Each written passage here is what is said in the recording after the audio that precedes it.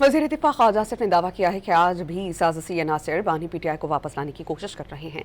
फैज़ हमीद भयानक खेल खेल रहे हैं जिसकी बेनिफिशरी बानी पीटीआई थे। यकीन ये भी दिलाया कि मुल्क को दाव पर लगाने वाले चाहे वर्दी में हो या बगैर वर्दी, सबका एहतसाब होगा।